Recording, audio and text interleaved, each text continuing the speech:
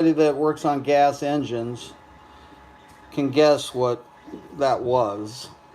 A little round, pushy thing within your fuel circuit.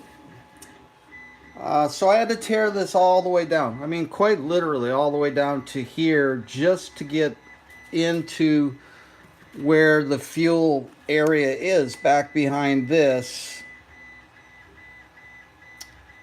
to try to replace this. This this is for what I was just showing you, the bulb. Um, and that happens every once in a while, but I've never seen it do that in such a short amount of time.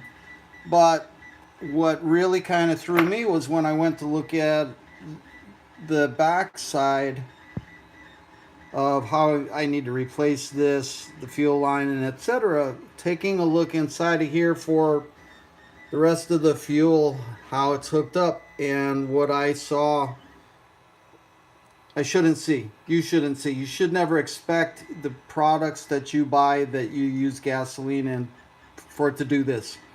Maybe if it's sat for 15 years, maybe, right? That's okay. But man, this thing isn't 2, 3 years old at the most.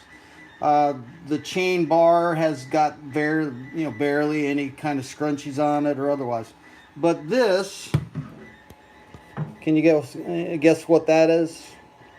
Yeah, that's what that is. That's the fuel line. I was a bit surprised myself. It kind of looks like resin off of a pine tree. Or if I broke up the resin block in my violin case that I used to resin up my bow, I kind of cranked that up. But no, that's the fuel line. And that's what I'm pissed off about. That's where Cantankerous Curmudgeon kind of gets his attitude from, is you, the consumer, should absolutely never have to, number one, experience your product in its first 5, 10 years life cycle. Experience this. I mean, yeah, maybe in rare cases, not as a part of the standard business of it. The second part is the quality of the manufacturing and the engineering that goes to put this thing together is designed for you not to take it apart to fix on it. Out of these 4 screws here, actually it's one of these 2 here. Out of these 2 here, one is not the same. It's got a different head to it, and it takes a specialized screwdriver head to get that one out of there. It's just slightly bigger than all the rest of them, but the metric and the standard SAE don't fit. So anyways, I won't go on and on and on about this. I know what I need to do to get this one fixed. I got to order in some fuel line for it, get it reconnected. I'm going to pull the carburetor off. It's already half loose right now as it is, so I'll pull that off, because if the fuel line's that way, the gaskets are that way. Yeah, look at the gasket. It's just kind of flaking back and forth already. And get that repaired, put it back together, and we'll put this one back in the fleet and go from there. But anyways, everything else works. Everything else works. As far as I know, I haven't started it because obviously I can't get any gas going through it yet. But, the bell housing for it's not even wore out. It's still got the black paint on it.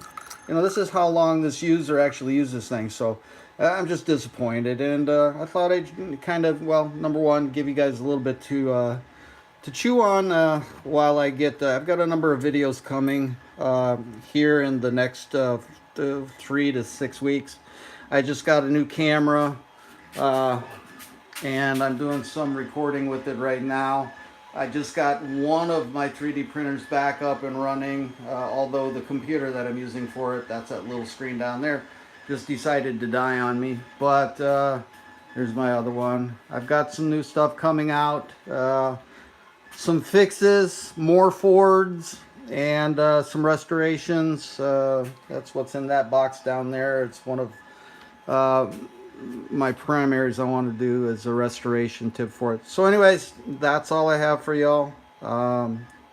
Thanks for checking in, and let me know if you want anything else.